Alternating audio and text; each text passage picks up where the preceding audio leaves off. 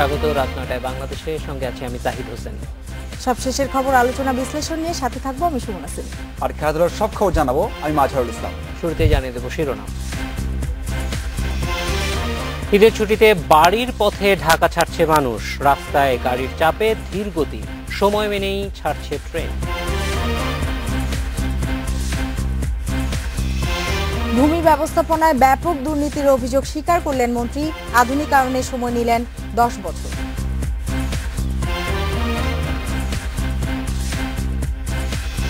রাত ৯টায় বাংলাদেশে আজ মতামত পাঠানোর বিষয়ে সংসদে অর্থমন্ত্রীর বিতর্ক। মতামত পাঠাতে পারেন SMS অথবা ফেসবুকে। আপনাদের মতামত জানাবো সংবাদের পরের অংশে। স্বজনের সঙ্গে ঈদ উদযাপন করতে ঢাকা ছাড়ছে মানুষ। আজ শেষ কর্মদিবসের পর মানুষের ঢল নেমেছে বাস ও লঞ্চ টার্মিনালে। রেল স্টেশনেও একই রকম ভিড়। সকালের দিকে যাত্রী চাপ কম থাকলেও দুপুরের পর ভিড় বেড়েছে কয়েক গুণ।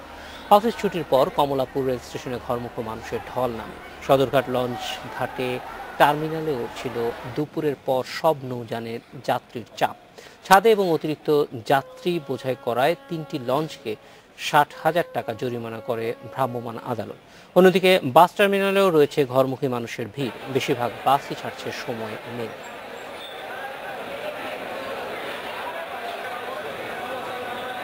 সবাই লাগে আনন্দ কাটা, মা বাপ আছে, ভাই বোন আছে।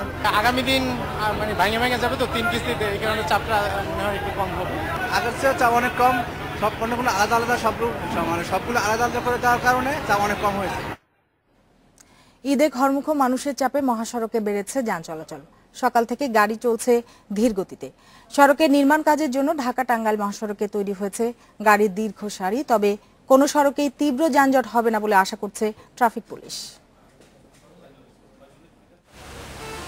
সাভারের ঢাকা আরিচা আশুলিয়া নবীনগর চন্দ্রা মহাসড়ক এবং টঙ্গী আশুলিয়া ইপিজেড সড়কে যাত্রী ও গাড়ির চাপ বাড়তে শুরু করেছে। যানজট না থাকলেও গাড়ি চলছে ধীর গতিতে। আশুলিয়ার প্রায় সব পোশাক কারখানা বিকেলে ছুটি হওয়ায় সড়কে পড়ছে বেশি চাপ।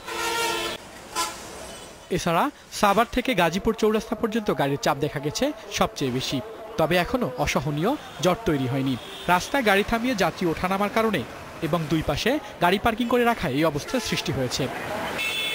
ঢাকা টাঙ্গাইল মহাসড়কে গাড়ির দীর্ঘ সারি থাকলেও তৈরি হয়নি যানজট।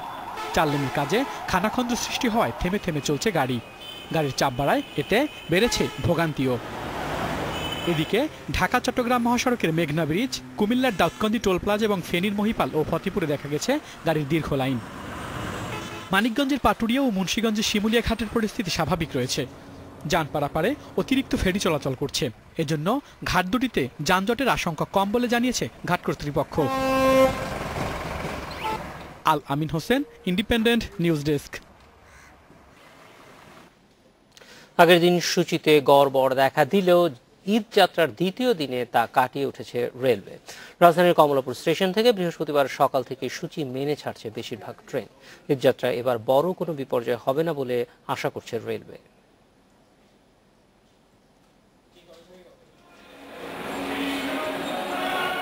ঈদুল ফিতর উপলক্ষে টানা 9 দিনের সরকারি ছুটি শুরু শুক্রবার।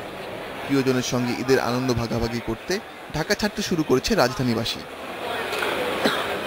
সকাল থেকে কমলাপুরে যাত্রীদের চাপ ছিল বুধবারের চেয়ে বেশি। নির্ধারিত সময়ের প্রায় 2 ঘন্টা পরে ছেড়েছে রাজশাহী এক্সপ্রেস। তবে বাকি সব ট্রেন সময় মতো কমলাপুর ছেড়ে গেছে। মোটামুটি ভালোই, আমার জীবনে প্রথম আমি এবার ট্রেনে যাচ্ছি, ভালোই লাগতেছে। হ্যাঁ, ভালো লাগতেছে, অনেক ভালো লাগতেছে। 3টা টিকিট করছি গত পরশুদিন অনলাইনে, সেই ভরসায় আসছি। এখন এসে দেখি এক্সট্রা ওয়ান স্নিগ্ধা নামে কোনো কোচই নাই এখানে। ট্রেনের সূচি ঠিক রাখতে সর্বোচ্চ চেষ্টা করার কথা জানিয়েছে রেল কর্তৃপক্ষ। ঈদ যাত্রার দ্বিতীয় দিন থেকে শুরু হয়েছে ঈদের স্পেশাল সার্ভিস। বাকি দিনগুলোতেও বড় ধরনের কোনো সমস্যায় পড়তে হবে না বলে আশা করছে রেলওয়ে। কোনো ট্রেনে কিন্তু বিলম্বে যায়নি। এইভাবে যদি আমরা অব্যাহত রাখতে পারি মোটামুটি সবার জন্যই ভালো হবে। যাত্রীদের যেমন সুবিধা হবে, আমাদের জন্য ভালো, কোনো প্রকার কমপ্লেন থাকে না। আর আপনারা লক্ষ্য করছেন স্টেশনে কিন্তু যাত্রী বসে নেই। এর কারণ হলো আসছে, গাড়ি পাচ্ছে, চলে যাচ্ছে তত সময়। এবার ঈদে মোট 1332টি কোচ দিয়ে যাত্রী সেবা দিচ্ছে রেলওয়ে।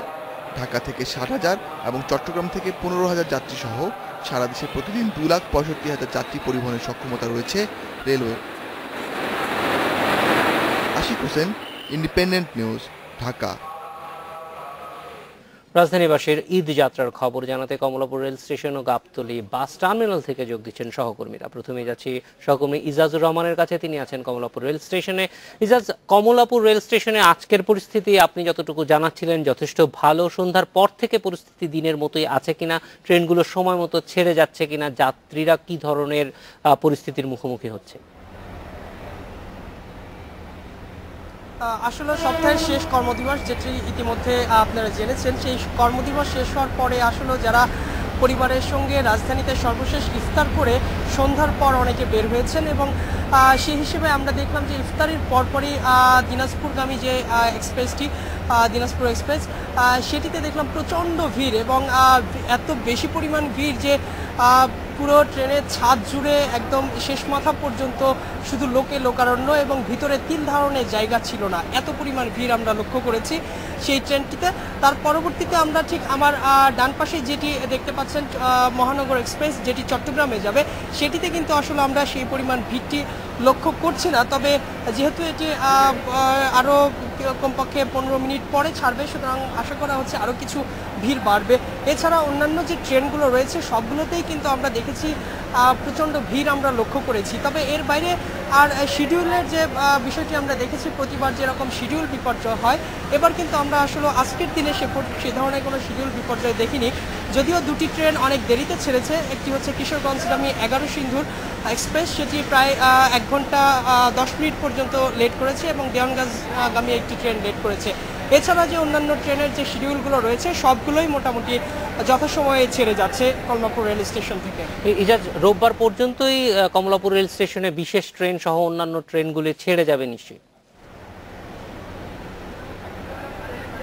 আজকের দিনে 2টি স্পেশাল ট্রেন রয়েছে, যেটি হচ্ছে রাজশাহী স্পেশাল ট্রেন এবং আরেকটি দেওয়ানগঞ্জগামী স্পেশাল ট্রেন।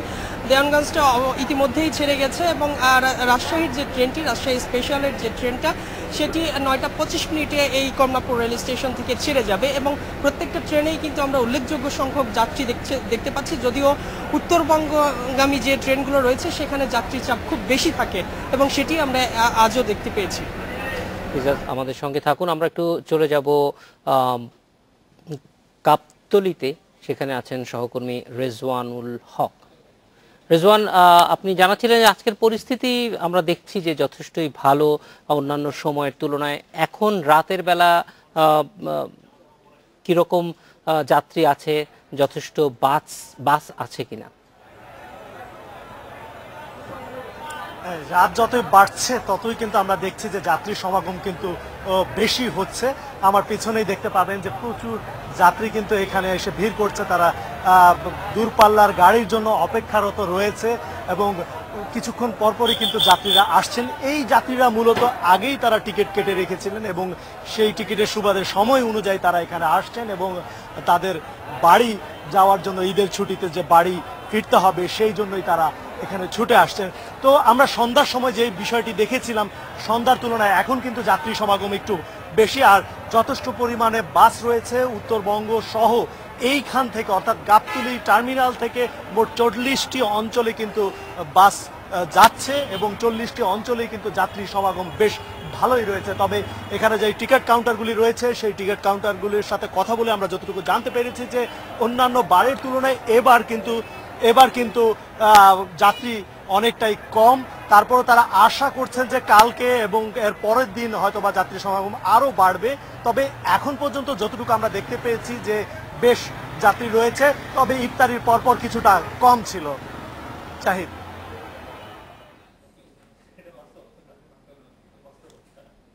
গাবতলী এবং কমলাপুর স্টেশন থেকে জানাচ্ছিলেন সহকর্মীরা যাত্রা পথে কিভাবে মানুষ যাচ্ছে ঈদে বাড়ি যাওয়ার প্রসঙ্গে ছিল। চলে যাচ্ছি পরের খবরগুলোতে। আজ 27শে রমজান, পবিত্র শবে কদর বা লাইলাতুল কদর। মুসলমানদের জন্য অত্যন্ত মহিমান্বিত রাত এটি। মাগরিবের নামাজের পর থেকেই ইবাদত বন্দেগী করছেন মুসল্লিরা। ইসলাম ধর্মমতে এর রাতেই নাজিল হয় পবিত্র কোরআন শরীফ। একে 1000 বছরের শ্রেষ্ঠ রাতের মর্যাদা দেওয়া হয়েছে। সওয়াবের আশায় নফল নামাজ, জিকির আজকারের মধ্য দিয়ে কদরের রাত পার করেন ধর্মপ্রাণ মুসলমানেরা। পবিত্র শবে কদর উপলক্ষে বায়তুল মোকাররম জাতীয় মসজিদ সহ সারা দেশের মসজিদগুলোতে আলোচনা, মিলাদ ও বিশেষ মোনাজাতের আয়োজন করা হয়েছে। এ উপলক্ষে আলাদা বাণী দিয়েছেন রাষ্ট্রপতি আব্দুল হামিদ ও প্রধানমন্ত্রী শেখ হাসিনা। এতে মুসলিম বিশ্বের শান্তি, সমৃদ্ধি ও কল্যাণ কামনা করেছেন তারা।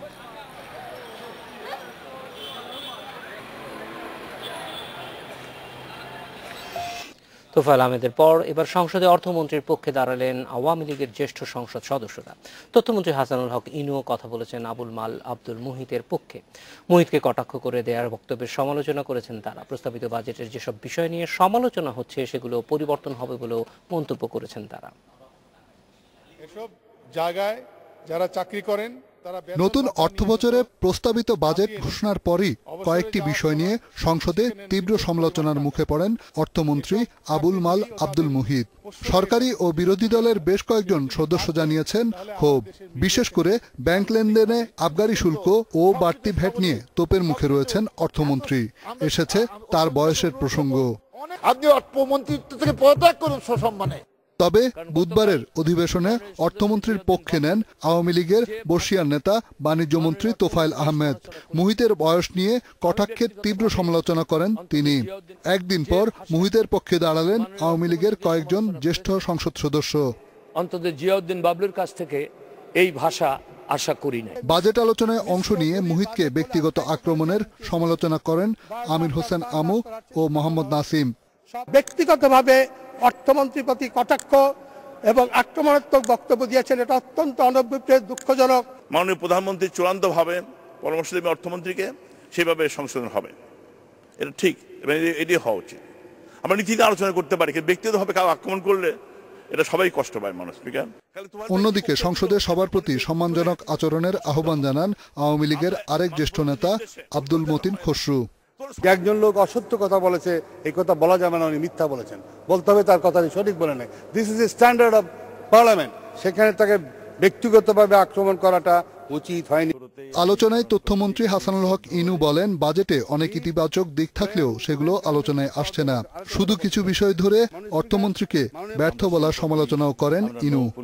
আমরা টুরিস্ট পুলিশ, আমরা রিশাদ হুদা, ইন্ডিপেন্ডেন্ট নিউজ, ঢাকা। বাজেট নিয়ে ব্যর্থতার দায় শুধু অর্থমন্ত্রীর একার নয়, প্রধানমন্ত্রীও এ দায় এড়াতে পারেন না বলে মন্তব্য করেছেন বিএনপির স্থায়ী কমিটির সদস্য আমির খসরু মাহমুদ চৌধুরী। বিকেলে ঢাকা রিপোর্টার্স ইউনিটিতে তাঁতি দল আয়োজিত আলোচনা সভায় তিনি এ মন্তব্য করেন। অর্থমন্ত্রীর উপর সবার ক্ষোভ, তাহলে আওয়ামী লীগ ভোট পাবে না, ভোটে জিততে পারবে না, ভোটে হেরে যাবে, এই হচ্ছে তাদের ভয়। এটা অর্থমন্ত্রীর একা দায় নয়, এটা প্রধানমন্ত্রী, মন্ত্রিসভা, আওয়ামী লীগ দল হিসাবে সকল তাদের ব্যর্থতার দায়িত্ব। অর্থমন্ত্রীকে স্কেপগোট করে তারা মুক্ত হতে চাচ্ছে। রাত ৯টায় বাংলাদেশে এ পর্যায়ে নিচ্ছি বিরতি।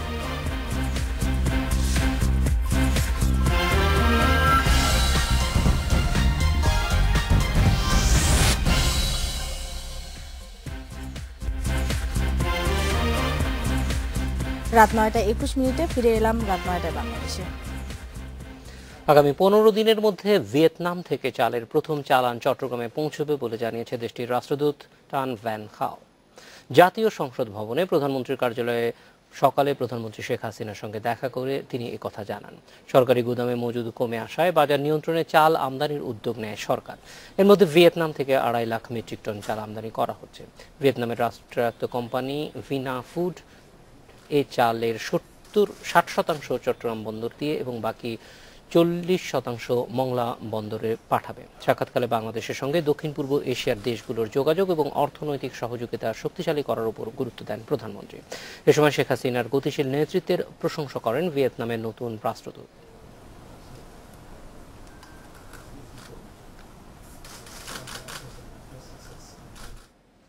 ভূমি মন্ত্রণালয়ের প্রতিটি স্তরে দুর্নীতির কথা স্বীকার করেছেন মন্ত্রী শামসুর রহমান শরীফ। তিনি বলেছেন, ভয়াবহ দুর্নীতির কারণে বাধাগ্রস্ত হচ্ছে ভূমি ব্যবস্থাপনা ডিজিটাইজ করার প্রক্রিয়া। তবে এ অবস্থা দূর করতে সরকার আন্তরিক বলেও দাবি করেছেন তিনি।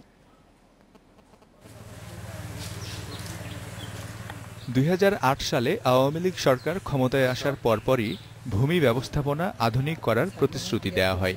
তবে ২ মেয়াদের শেষ পর্যায়ে এসেও এই প্রতিশ্রুতির বেশিরভাগ বাস্তবায়ন করতে পারেনি সরকার। খোদ ভূমিমন্ত্রী স্বীকার করছেন মন্ত্রণালয়ের অধীনে থাকা ভূমি ব্যবস্থাপনার সামান্য অংশই এতদিনে ডিজিটাইজ হয়েছে। দুর্নীতি রন্ধ্রে রন্ধ্রে প্রবেশ করেছে। আমার এই মন্ত্রণালয়ের ওই নীলুপিয়ন যে ভলিউম বই খুঁজে পায় না,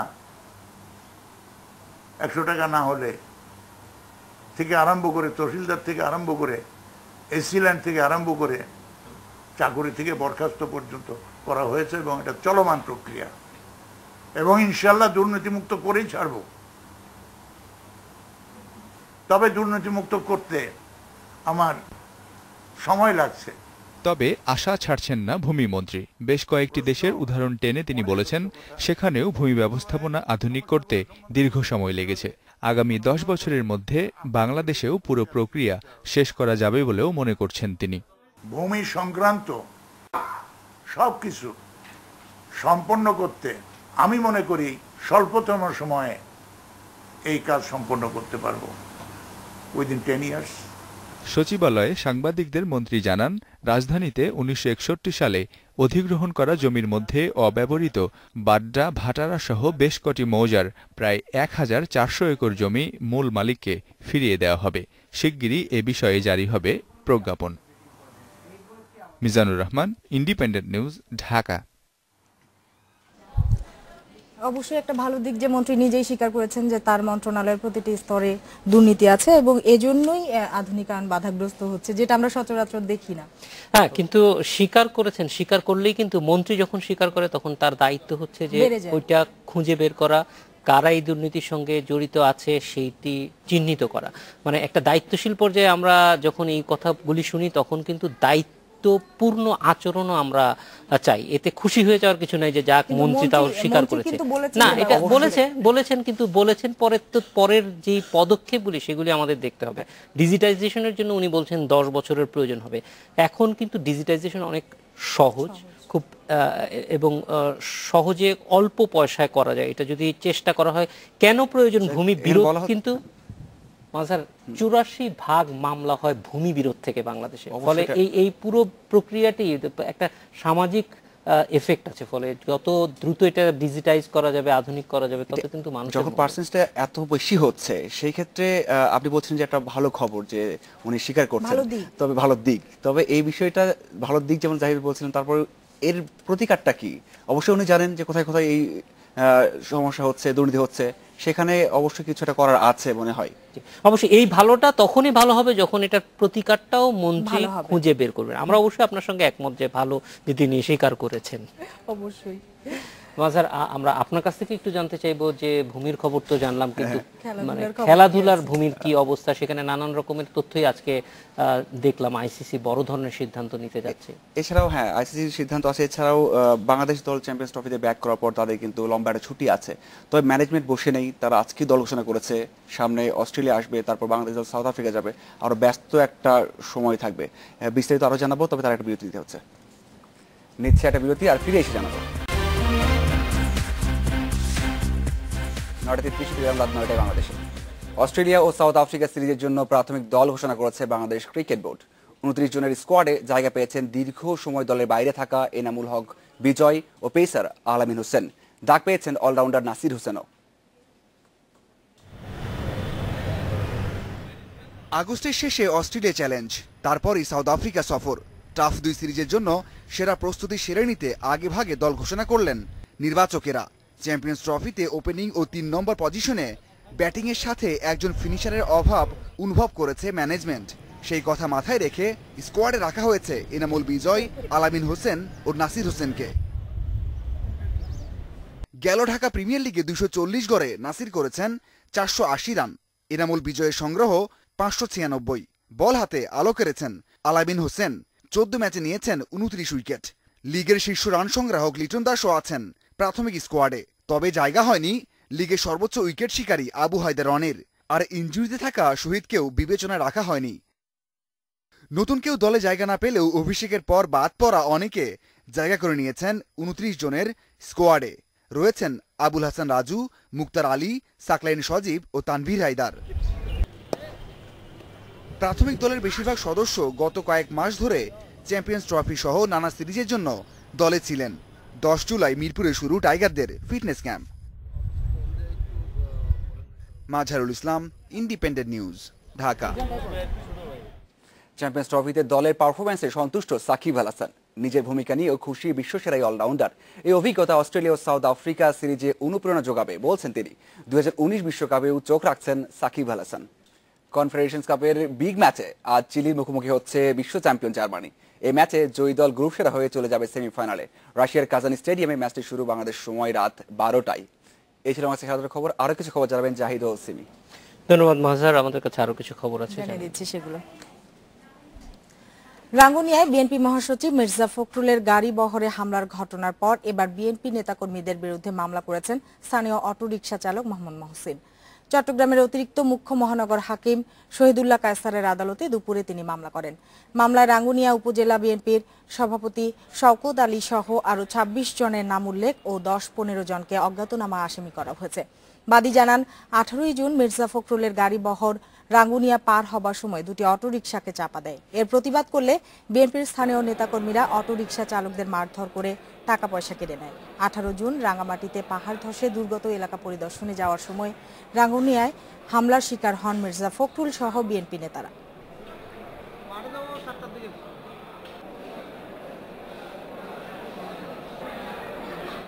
এ পর্যায়ে নিচ্ছে বিরতি, আর ফিরে এসে অন্যান্য খবরের সঙ্গে থাকবে। ঈদের আগে শেষ কর্মদিবসে ব্যাংকে গ্রাহকদের চাপ, লেনদেন সবার জন্য ছিল দীর্ঘ অপেক্ষা।